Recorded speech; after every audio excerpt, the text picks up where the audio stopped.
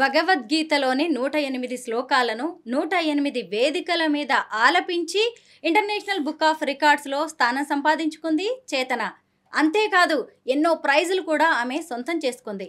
చేతన, భగవద్గీత అంటే ఏంటి? భగవద్గీత అంటే అర్జునుల వారు కురుక్షేత్ర యుద్ధంలో తన బంధువులందరినీ వధించడానికి ఇష్టపడక విలపిస్తూ ఉండగా శ్రీకృష్ణ భగవానుల వారు అర్జునునికి బోధించినటువంటి కర్తవ్య బోధనా గ్రంథం ఈ భగవద్గీత. అయితే పరమాత్మ అంటే ఎవరు? ఇప్పుడు ఉదాహరణకు మనం ఒక ట్రైన్లో వైజాగ్ నుంచి హైదరాబాద్ వరకు వెళ్ళాలనుకున్నాం అనుకోండి. మనం వైజాగ్లో ట్రైన్ ఎక్కుతాం. ట్రైన్ బయలుదేరుతుంది. మనం ఎక్కిన సీట్ ముందు ఎవరో ఒకరు కూర్చుని ఉంటారు. వాళ్ళతో మనం మాట్లాడుకోవడం ప్రారంభం చేస్తాం. కొంత సమయానికి మీ పేరేంటి, మీదే ఊరు, మీరేం చేస్తుంటారు, మీరు ఎక్కడికి వెళ్తున్నారు, ఇలా వాళ్ళతో మనం మాట్లాడుకోవడం ప్రారంభిస్తాం. వాళ్ళతో మనం పరిచయం కలుపుకుంటాం. వాళ్ళతో కష్ట సుఖాలను పంచుకుంటాం. అవసరాలను బట్టి పరస్పరం సహాయం చేసుకుంటాం. వాళ్ళతో మనం హాయిగా గడుపుతాం కొంత సమయం వరకు, వరసలు కలుపుకుంటూ. కొంత సమయానికి వారు దిగిపోయే స్టేషన్ వస్తే వారు దిగిపోయి వెళ్ళిపోతారు. అక్కడితో వాళ్ళతో మనకు అప్పటి వరకు ఏర్పడిన బంధం, ఆ పరిచయం అక్కడితో సరి. అదేవిధంగా ఈ జీవితం అనే ప్రయాణం మనం కొనసాగిస్తున్నప్పుడు మనకు ఏర్పడే ఈ బంధాలన్నీ కూడా తర్వాత వారు దిగిపోయే స్టేషన్ వస్తే వారు కూడా దిగిపోయి వెళ్ళిపోయేవారే. ఆ తర్వాత మనం ఒంటరిగానే ఆ పరమాత్మను చేరుకోవడానికి ప్రయత్నం చేయాలి. అందుకే ఈ బంధాలు బంధుత్వాలు మనతో ఉన్నప్పుడు కూడా ఆ పరమాత్మను చేరుకోవడానికి మనం ఏ విధంగా ప్రయాణించాలో ఆ విధంగా మనం ఈ బంధాలు ఉన్నప్పుడు కూడా ప్రయాణం చేస్తూనే ఉండాలి. ఆ పరమాత్మను చేరుకోవడానికి ప్రయత్నిస్తూనే ఉండాలి. అదేవిధంగా మనం ఒక ట్రైన్లో వెళ్లే ముందు మనం ఎక్కడికి వెళ్ళాలో తెలుసుకుని ప్రయాణిస్తాం. అదేవిధంగా ఆ పరమాత్మను చేరుకోవడానికి మనం ఏ దిశగా ప్రయాణించాలో తెలుసుకుంటూ ప్రయాణించాలి. భగవద్గీతలో ఒక శ్లోకం ఏదైనా చెబుతూ ఉంటావా? మానాపమానయోస్తుల్యః తుల్యో మిత్రారి పక్షయోః సర్వారంభ పరిత్యాగి గుణాతీతః స ఉచ్యతే. మానాపమానముల యందును శత్రుమిత్రుల యందును సమమైన మనస్సు గల మానవుడు ప్రకృతి త్రిగుణములను అధిగమించిన వాడుగా చెప్పబడును. ఊర్ధ్వమూలమధః శాఖం అశ్వత్థం ప్రాహురవ్యయం ఛందాంసి యస్య పర్ణాని యస్తం వేద స వేదవిత్. వ్రేళ్ళు ఊర్ధ్వముగను శాఖలు క్రిందుగను వేదరుక్కులే పత్రములుగను కలిగిన శాశ్వతమైన అశ్వత్థ వృక్షమొకటి కలదని చెప్పబడినది. ఈ వృక్షము నెరిగినవాడే వేదమున నెరిగినవాడగును. న తద్భాసయతి సూర్యః న శశాంకో న పావకః యద్గత్వా న నివర్తంతే తద్ధామ పరమం మమ. అట్టి నా దివ్యధామము సూర్యునిచే గాని చంద్రునిచే గాని అగ్నిచే గాని విద్యుత్తులచే గాని ప్రకాశింపజేయబడదు. అహం వైశ్వానరో భూత్వా ప్రాణినాం దేహమాశ్రితః ప్రాణాపాన సమాయుక్తః పచామ్యన్నం చతుర్విధం. ప్రాణుల దేహములందలి జఠరాగ్ని స్వరూపుడను నేను. వారు భుజించు భక్ష్య భోజ్య చోష్య లేహ్య ఆహార పదార్థములను జీర్ణము చేయుచున్నాను. తేజః క్షమా ధృతి శౌచం అద్రోహో నాతిమానిత భవంతి సంపదం దైవీం అభిజాతస్య భారత దంభో దర్భోభిమానశ్చ క్రోధః పారుష్యమేవ చ అజ్ఞానం చాభిజాతస్య పార్థ సంపదమాసురీం. పార్థ సాహసము, ఓర్పు, ధైర్యము, శుద్ధి, ఇతరులను వంచింపకుండుట, కావరము లేకయుండుట మొదలైన లక్షణములు దైవాంశ సంభూతులకుండును. అలాగే డంబము, గర్వము, అహంకారము, క్రోధము, కఠినపు మాటలాడుట, అవివేకము మొదలైన లక్షణములు రాక్షసాంశమున జన్మించిన వారికుండును. త్రివిధం నరకస్యేదం ద్వారం నాశనమాత్మనః కామక్రోధస్తథా లోభః తస్మాదేతత్రయం త్యజేత్. కామము, క్రోధము, లోభము అనునవి మూడు నరక ద్వారములై ఉన్నవి. అవి ఆత్మ యొక్క పతనమునకు కారణమగుటచే బుద్ధిమంతుడైన ప్రతి మానవుడు వాటిని త్యజింపవలెను. యశాస్త్ర విధిముత్సృజ్య వర్తతే కామకారతః న స సిద్ధిమవాప్నోతి న సుఖం న పరాం గతిం. శాస్త్ర విధులను త్యజించి ఇష్టానుసారము వర్తించువాడు పరిపూర్ణత్వమును కాని సుఖమును కాని పరమగతిని కాని పొందజాలడు. త్రివిధా భవతి శ్రద్ధ దేహినాం సా స్వభావజా సాత్వికీ రాజసీ చైవ తామసీ చేతి తాం శృణు. దేహధారులకు గల త్రిగుణములను అనుసరించి పొందిన శ్రద్ధ సాత్వికము, రాజసము, తామసము అని 3 విధములుగానున్నవి. ఈ విషయమును ఇప్పుడు వినుము. యజంతే సాత్వికా దేవాన్ యక్షరక్షాంసి రాజసాః ప్రేతాన్ భూతగణాంశ్చాన్యే యజంతే తామసా జనాః. సత్వగుణమునందు నిలిచిన వారు దేవతలను, రజోగుణమునందు నిలిచిన వారు యక్ష రాక్షసులను, తమోగుణమునందు నిలిచిన వారు భూత ప్రేతములను పూజింతురు. చూశారు కదా, భగవద్గీత శ్లోకాలు చెప్పడమే కాదు, సారాంశాన్ని కూడా ఎంత అద్భుతంగా వివరిస్తుంది. అసలు ఇలా సారాంశాన్ని ఇంత చక్కగా చెప్పేవాళ్ళు చాలా తక్కువ మంది ఉంటారు. అందులో చిన్న పిల్లలకైతే చాలా కష్టం. అయినా చేతన ఎంత సునాయాసంగా చెబుతోందో చూడండి. అయితే మహాభారతంలో 5 పాండవులు ఉంటారు. వారి పేర్లు మనందరికీ తెలిసిందే. అలాగే 100 మంది కౌరవులు ఉంటారు. మరి కౌరవుల పేర్లు మీలో ఎవరికైనా తెలుసా? చేతన చెబుతోంది, ఇప్పుడు విందాం. చేతన, పాండవుల పేర్లు చెప్పు, అలాగే కౌరవుల పేర్లు కూడా నువ్వే చెప్పాలి. ధర్మరాజు, భీముడు, అర్జునుడు, నకులుడు, సహదేవుడు.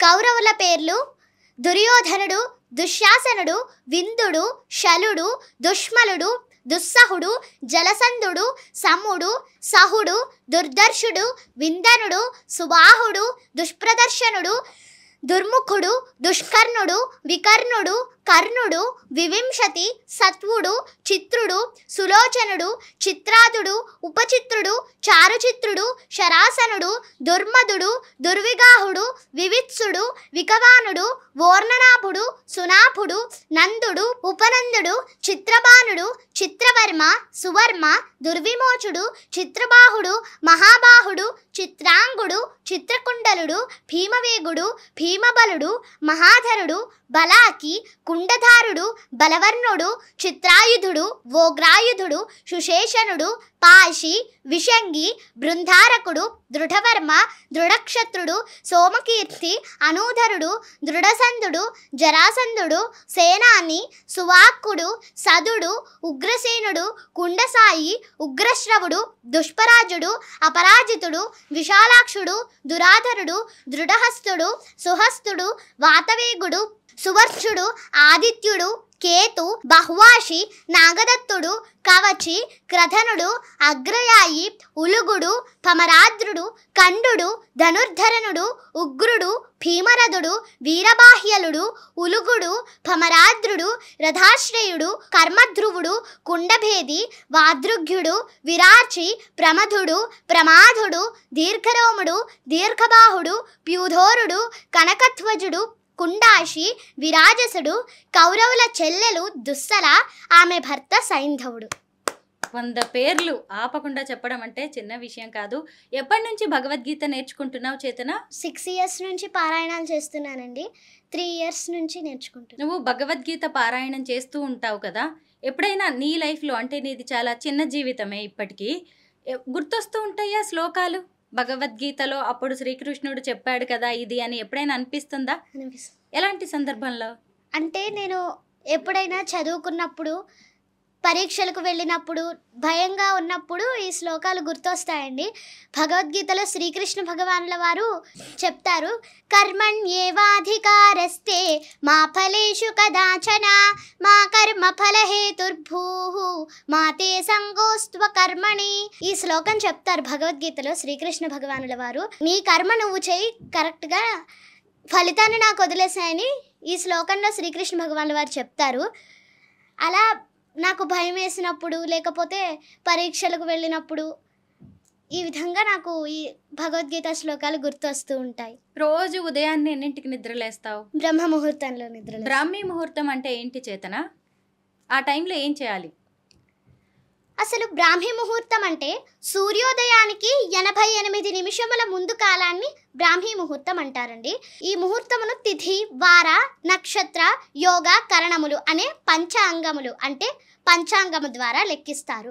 ఋతువులను బట్టి మాసములను చెప్పి సూర్యోదయమో సూర్యాస్తమయమో రాస్తారు. సూర్యోదయానికి 88 నిమిషముల ముందు నిద్రపోయి ఉన్నవారు అరుణ దర్శనం చెయ్యలేరు.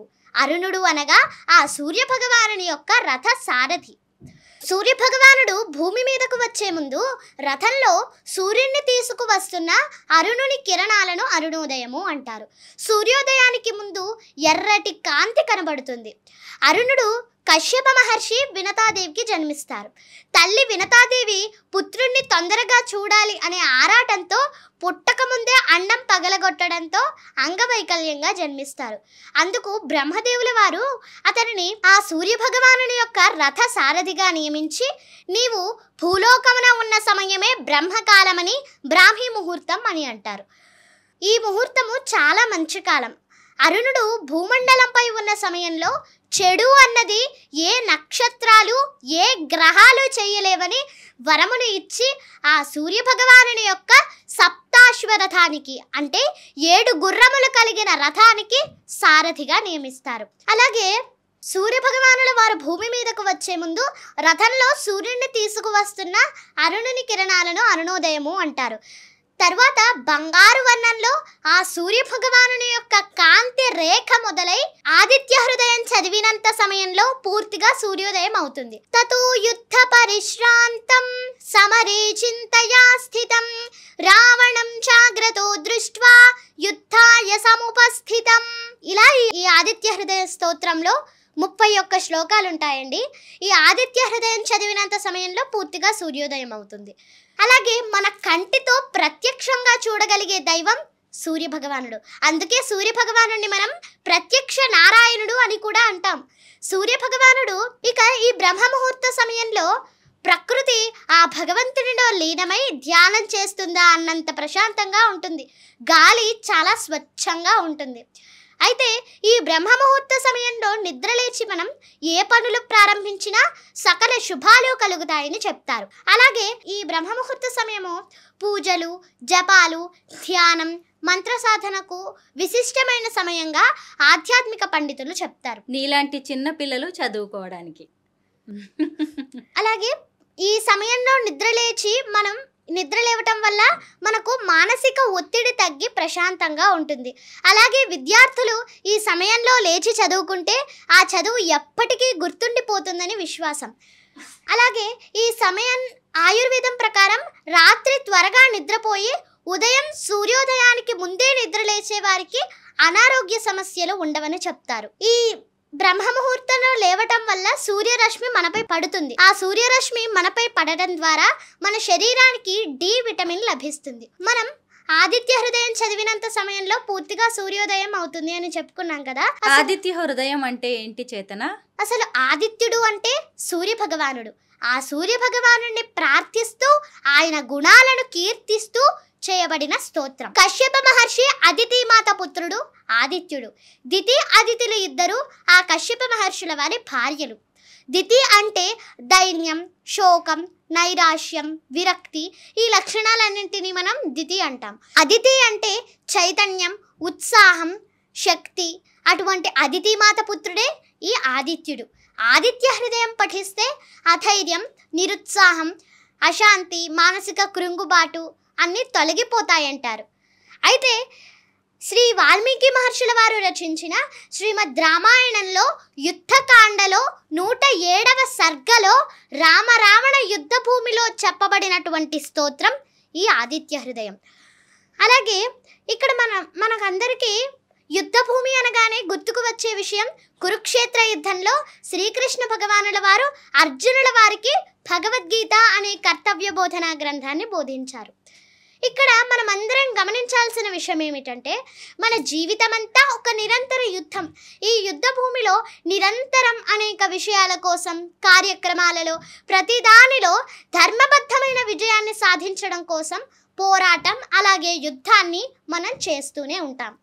ఈ జీవిత పోరాటంలో మనకు విజయాన్ని సాధించే మార్గాన్ని మనకు అందించేటటువంటివే శ్రీమద్ భగవద్గీత రామరావణ యుద్ధ భూమిలో చెప్పబడినటువంటి ఈ ఆదిత్య హృదయం అనే స్తోత్రం. ఆదిత్య హృదయం స్తోత్రం చెప్తావా? తతో యుద్ధ పరిశ్రాంతం సమరే చింతయా స్థితం రావణం చాగ్రతో దృష్ట్వా యుద్ధాయ సముపస్థితం దైవతైశ్చ సమాగమ్య ద్రష్టుమప్యాగతోరణం ఉపాగమ్య బ్రవీద్రామం అగస్త్యో భగవాన్ ఋషిః రామ రామ మహాబాహో శృణు గుహ్యం సనాతనం येन सर्वानरीन् वत्स समरे विजयिष्यसि आदित्य हृदयं पुण्यं सर्वशत्रुविनाशनं जयावहं जपे नित्यं अक्षय्यं परमं शिवं सर्वमङ्गलमाङ्गल्यं सर्वपापप्रणाशनं चिन्ताशोकप्रशमनं आयुर्वर्धनमुत्तमं रश्मिमन्तं समुद्यन्तं देवासुरनमस्कृतं पूजयस्व विवस्वन्तं भास्करं भुवनेश्वरं सर्वदेवात्मको ह्येष तेजस्वी रश्मिभावनः येष देवासुरगणान् लोकान् पाति गभस्तिभिः येष ब्रह्मा च विष्णुश्च शिवः स्कन्दः प्रजापतिः महीन्द्रो धनदः कालो यमः सोमो ह्यपाम्पतिः पितरो वसवः सात्या यस्विनौ मरुतो मनुः वायुर्वह्निः प्रजाप्राणा ऋतुकर्ता प्रभाकरः आदित्यः सविता सूर्यः खगः पूषा गभस्तिमान् सुवर्णसदृशो भानुः हिरण्यरेतादिवाकरः हरिदश्वः सहस्रार्चिः सप्त सप्तिर्मरीचिमान् तिमिरोन्मथनः शम्भुः त्वष्टा मार्ताण्ड अंशुमान् हिरण्यगर्भः शिशिर स्तपनो भास्करो रविः अग्निगर्भोत्थितेः पुत्रः शङ्खः शिशिरनाशनः व्योमनाथस्तमो भेदी ऋग्यजस्सामपारगः घनवृष्टिरपां मित्रो विन्ध्यवीधिप्लवङ्गमः आतपी मण्डली मृत्युः पिङ्गलः सर्वतापनः कविर्विश्वो महातेज रक्तः सर्वभवोद्भवः नक्षत्रग्रहताराणाम् अधिपो विश्वभावनः तेजसामपि तेजस्वी द्वादशात्मन्नमोऽस्तु ते नमः पूर्वाय गिरये पश्चिमायाद्रये नमः ज्योतिर्गणानां पतये धिनाधिपतये नमः जयाय जय भद्राय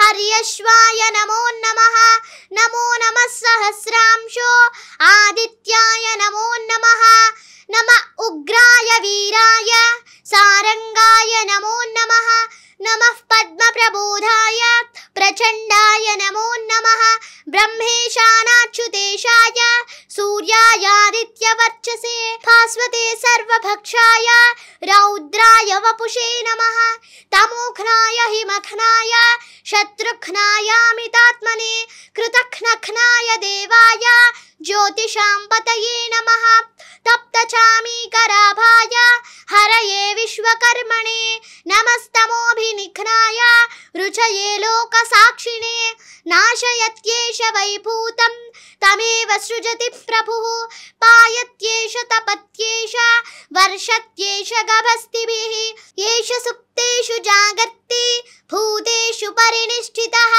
एष एवाग्निहोत्रं च फलं चैवाग्निहोत्रिणां वेदाश्च क्रतवश्चैव क्रतूनां फलमेव च यानि कृत्यानि लोकेषु सर्वेषु परमप्रभुः येन मापत्सु कृच्छ्रेषु कान्तारेषु भयेषु च कीर्तयन् पुरुषः कश्चित् नावसीदति राघव पूजयस्वैनमेकाग्रो देवदेवं जगत्पतिं एतत्त्रिगुणितं जप्त्वा युद्धेषु विजयिष्यसि आदित्यं प्रेक्ष्य जप्त्वेदम् अस्मिन् क्षणे महाबाहो रावणं त्वं वधिष्यसि एवमुक्त्वा तदागस्त्यो जगाम च यथागतम् एतत् श्रुत्वा महातेज नष्टशोको भवत्तदा धारयामास सुप्रीतो राघवः प्रयतात्मवान् आदित्यं प्रेक्ष्य जप्त्वेदं परं हर्षमवाप्तवान्